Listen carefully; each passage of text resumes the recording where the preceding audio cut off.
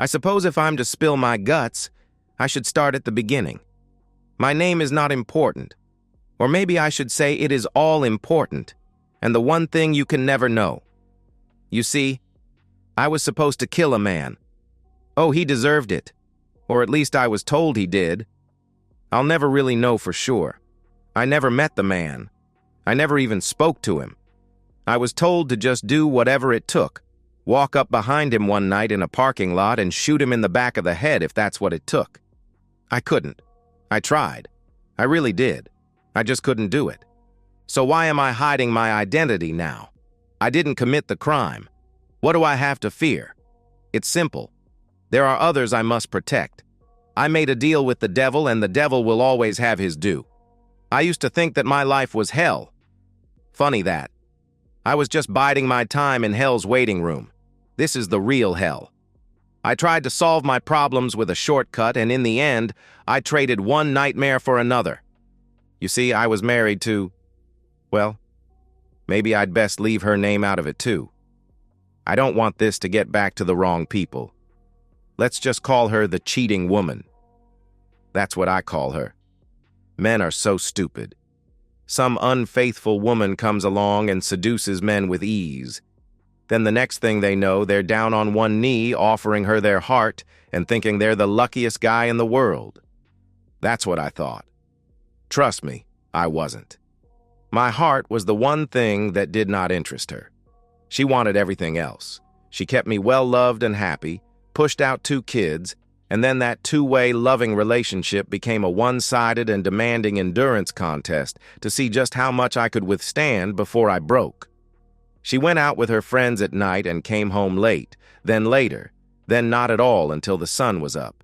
She put a pot of stew in the fridge, and that kept me and the kids fed for the week while she was going out and about. I started cooking proper meals just so the kids could eat better. If I tried to talk about it, she shut me down with, "I'm entitled to a little fun once in a while. You're away all day. You don't know what it's like. It's just a little fun. I have nothing to apologize for." The intimacy that brought us together faded away, leaving me with nothing but solitude and frustration. On top of all that, her spending got out of control. That's what the cheating woman did to me. Then one night I came home from work, and she had dinner on the table. She outdid herself in cooking my favorite meal. After dinner, she said, "Darling, we need to talk." She sat next to me on the couch and tried to sound loving and reassuring. Her life was boring. She needed a little excitement. He would be no threat to me. I was still her number one. She still loved only me. It would be just a little excitement while I'm away at work. Hell no. I put my foot down, so the loving discussion escalated into threats. "I'm doing it, and there is nothing you can do about it. If you want a divorce, I'll take everything you have and everything you will ever have. You'll lose the kids. The courts always give custody to the mother. I'll get the house and you'll pay for it. I'll get alimony and child support, so don't be stupid. Just go along with it. Besides, you've been happy the past 2 years, so it won't be any different. You just know now." I took the first opportunity I had to sit with a divorce lawyer, and he basically confirmed everything. It was a no-fault state. Even if I got evidence of her adultery, it wouldn't matter much. She would get the kids, and I would pay for her to raise them. I could embarrass her with her friends and family, but her friends were no better than she, and God only knows what her family was really like. I thought I knew them, but I thought I knew her. I couldn't let her raise the kids by herself. She was toxic. She treated the kids no better than she treated me, and if left on her own, she would poison those lovely, gentle souls and ruin their lives forever. I couldn't let that happen. My back was against the wall, and I thought it couldn't get any worse. I was wrong. I came home from work about a week later, and I found her entertaining her lover in our bed. He was younger than me and bigger in every way. If I charged him, he would just beat me to a pulp.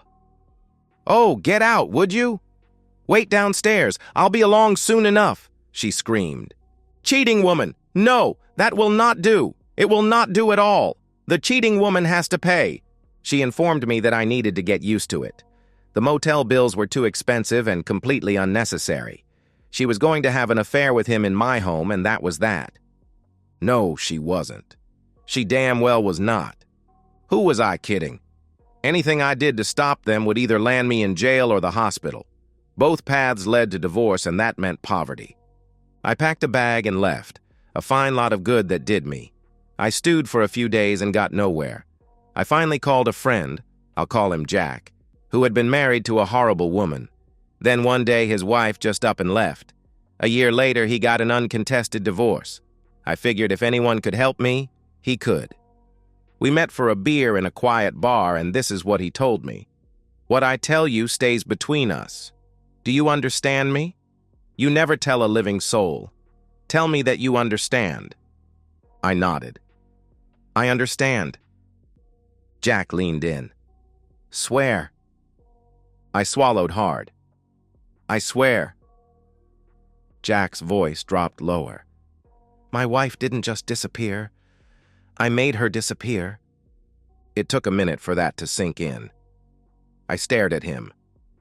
Are you telling me you eliminated her? Jack shook his head.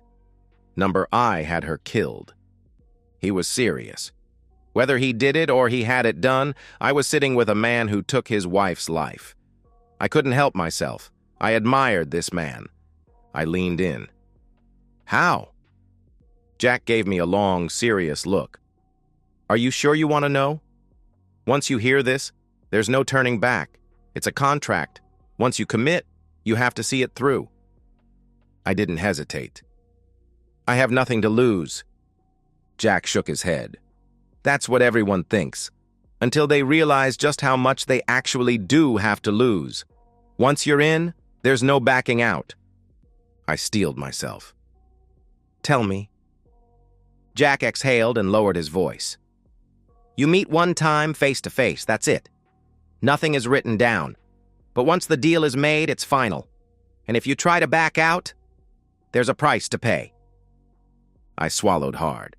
How does it work? Jack leaned in closer. You place an ad in the personals section of the LA Times. It should read, Sad man seeking relief from grief. Then you leave a P.O. box where you can be reached. I furrowed my brow. And then? Jack's expression didn't change. Then, nothing. One day someone will approach you. Maybe by your car. Maybe in a coffee shop. There's no set plan. It just happens. He leaned in slightly. He'll say, Are you? You say, Yes. Then he'll ask, Are you looking for relief from your grief? And again, you say, Yes. Jack paused for emphasis. Then, he invites you to take a walk. That's when you decide. Either you strike a contract, or you walk away. I hesitated. What's the contract? Jack's voice was calm, almost too calm. Your wife will be taken care of. Either she dies, or she disappears. And when it happens, it'll look like an accident. I sat there, staring at nothing. I truly hated her. How do I pay for it? I finally asked. Jack gave a small smirk. That part's easy. A little money. And your soul. I scoffed. Are you telling me I'm making a deal with the devil? Come on, don't mess with me. I'm in serious pain and you're playing games with me.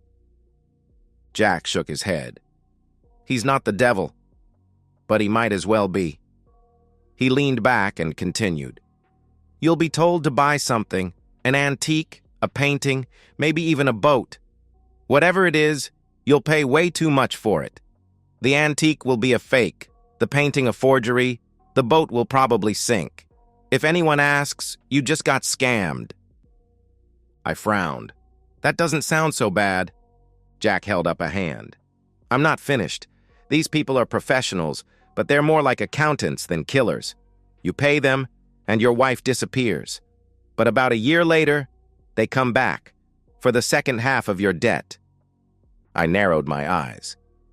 What do you mean? Jack's voice was steady, almost too calm. They'll have another job. Maybe it's a cheating wife, maybe an abusive husband. Either way, someone needs to die, and that's when you pay them back. I felt my stomach twist. Are you saying? Jack nodded. Yes. They tell you who the target is, and you're the one who pulls the trigger. That's how this works. The only reason you get your wife taken care of is because someone else before you agreed to do the same. I sat there, my mind spinning. It felt like time had stopped. This wasn't just a one-time thing. This was forever. I wasn't just making a choice. I was selling my soul.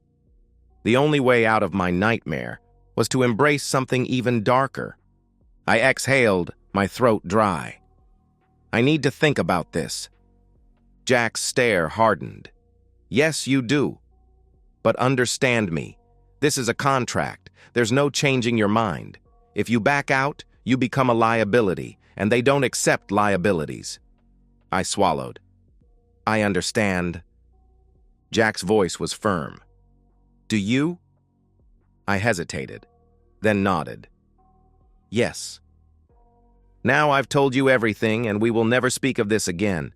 The next time you see me, you smile, buy me a beer, and we talk about the game. I never need to know what you decide. Don't ever tell me. If anything ever happens to her, I'll just assume it's a happy coincidence. Don't ask me anything else ever again. Do it or don't do it. We never talk about this again. I thought for a time, took a sip of my beer, and said, Who do you think is going to win the series this year? And that was that about that, except for one thing. As my friend walked away, I noticed the missing finger on his left hand. I remember when it happened. He said he lost it to the lawnmower blade about a year after his wife disappeared. If I wasn't sober before that, I was then. I went home the next day and interrupted the cheating woman with her lover. She yelled at me. He smirked. I tasered him. That shut her up. I dragged his naked body by his heels down the stairs to the front door, then down the cement steps and onto the front yard with his head bouncing on every step as we went. I felt pretty good, but it didn't last. He pressed assault charges and the cheating woman testified against me. I did 90 days in the county lockup. When I got out, I was served with divorce papers, and it all went down pretty much as she predicted. I wound up living in a one-room efficiency apartment while I paid the mortgage on a 3-bedroom home, along with child support and alimony. I was kept away from my kids because I was deemed violent and dangerous. So there I was. The cheating woman had kept her promise. She took it all. Worst of all, I loved my kids, and I was deathly afraid of how they would grow up under her example. For their sake, I had to act. I took out an advertisement in the LA Times, sad man seeking relief from grief, and I left a P.O. box where I could be reached. Time passed, and nothing happened. Then, one day as I ate my lunch in the park, a man walked up behind me. He said, "Are you?" I said, "Yes." He said, "Are you looking for relief from grief?" I said, "Yes." Then he invited me to take a walk with him. I studied the man in front of me. "Are you a cop?" He shook his head. "No." I raised an eyebrow. "Aren't you going to ask me the same thing?" He didn't flinch. "No. We've done our homework. We know exactly who you are and what your problem is." I hesitated. "Do you want to know who told me how to find you?" He gave a small smirk. "No. We have a pretty good idea. But it doesn't matter either way." I frowned. "Is he in trouble?" His expression darkened. "No. Word of mouth is how our business operates. But understand this. If the wrong word reaches the wrong person, that creates a problem. And when we have a problem, we clean it up. Fast." A chill ran down my spine. I had no doubt he meant every word. I took a deep breath. "How does this work?" He leaned in slightly. "In about a month, an antique tea table will come up for auction downtown. It's a poor reproduction, worthless. But you will fall in love with it." I narrowed my eyes. "And?" "You won't be the only one bidding, but you'll make sure to win. The price will climb, but in the end you'll pay $20,000. Then you take your new tea table home." I paused, trying to process it. That's it? He tilted his head. You were told there are 2 installments, right? I swallowed. Yeah. The man's voice remained steady. You keep your P.O. box. In about a year, you'll receive an envelope. Inside will be your instructions. You'll be expected to complete the contract. I swallowed hard. And if I don't? His expression didn't change. All contracts must be fulfilled. If you don't do it, we will. But that also means tying up loose ends. Anyone who fails to complete their part becomes a loose end. I hesitated. Can I at least be sure that the second target deserves it? He nodded slightly. We don't take contracts for convenience, profit, or petty revenge. Our founders believed in making the world a better place, and we still follow that standard.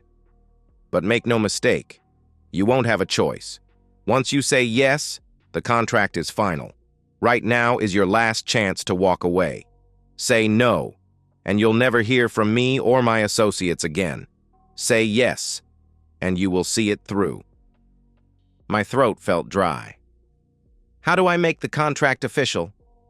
His answer was simple. You buy the table, that's it. I exhaled. It's my ex-wife.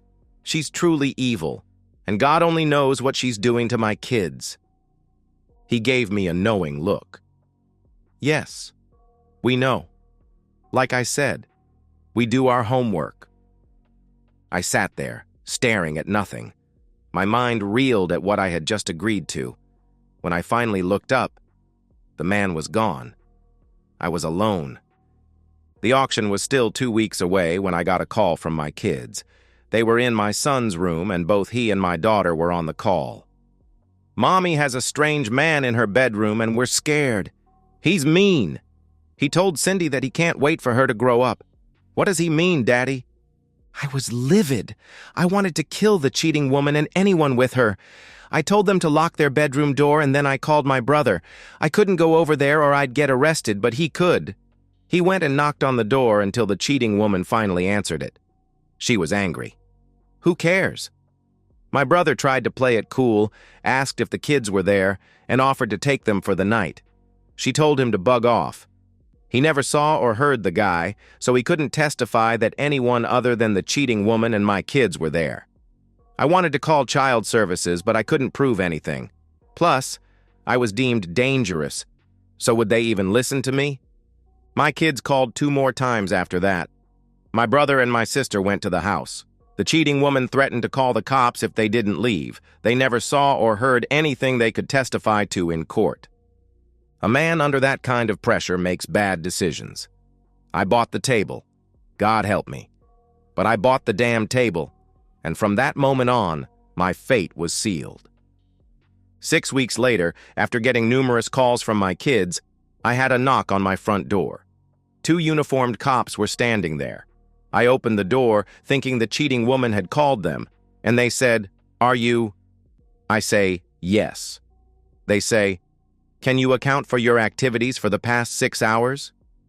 I say, "I was at work until almost 6, then went to the food store for a few things, and I've been sitting here since." "Why are you asking?" They say, "Can anyone verify you were here?" I say, "My brother called about 90 minutes ago, and we talked. You can check with him." "What is this all about?" They say, "It's your ex-wife. Someone broke into her house tonight. We regret to inform you that she is dead." I was stunned. I motioned for them to come in, and I sat down on the couch. For a time, I forgot they were there. I just sat there, thinking about that discussion months before, looking at that damn table, and I broke down and cried. "That's right," I cried. They weren't tears of joy. I didn't laugh, and I didn't celebrate. She was an evil, cheating woman, but I felt a weight on my shoulders, the likes of which I had never felt before. "What about my kids? Are they all right?" I asked. "Yes, sir. Apparently they were upstairs doing their homework and never knew what was happening. Your daughter came downstairs and found her mother. She's pretty shaken up. I've got to go to her." Then I remembered the protection order. "You have to help me. I beat up my ex-wife's boyfriend when she brought him into our home. It was back before we were divorced. She got a protection order as part of the divorce settlement, and I'm not allowed near my kids. You have to help me." The officer's tone was calm. "Your brother and sister are with them now." I narrowed my eyes. "You've spoken with my brother?" "Yes, sir." I let out a frustrated sigh. "So you knew I was here the whole time, but you still had to give me a hard time? Really?" The officer shrugged. "It's our job, sir." "Get out." I was enraged. Even though I knew you don't hit a cop, not hitting them took everything I had in me. They couldn't start by telling me my kids were safe. I called my brother, and he picked up on the second ring. "Get your back over here. You really think we're going to enforce that protection order? Your kids are asking for you." That was all I needed. I was in the car and driving like a maniac. I got to my brother's place in record time. My kids were shaken up, but they were okay. It was in some ways the worst and the best night of my life. We went to a lawyer, and he filed the papers. Child Services interviewed my kids, and the judge lifted the protection order. I had my kids back. I cleaned up the house, and we moved back. I tore up the carpets, painted the walls, and did everything I could to make it a different house than the one where my wife was killed. I tried to erase the memories from my children's minds. I got them therapy. My brother and sister wanted me to go, and for a time I did. But I could never tell the therapist what was really bothering me. What bothered me was the calendar. Week by week, month by month, I knew what was coming. Week after week, I went to the P.O. box and checked my mail. Week after week, the box was empty. I started telling myself they'd forgotten me, but I knew better. About a year after my wife's death, there was a large manila envelope in my box with no return address. I took it to the car, opened it, and read my assignment. It said that he beat his first wife and had a fondness for children. His second wife had two, a boy and a girl. Maybe it was true, maybe it wasn't. I don't know. They knew exactly what to tell me. His routine habits were all documented. There were pictures. It told me where he worked, where he drank, even what he drank, and the roads he drove to and from work. It even told me his girlfriend's name and where she worked. On top of everything else, he was a cheater. Last, there were even some suggestions about how to get it done. It was your basic how to eliminate a man manual. They thought of everything. They gave me a month to get it done. I studied it. I planned. I tried to run him down one night when he was coming out of the bar, but I swerved at the last moment. I thought about buying a gun, but I couldn't do it.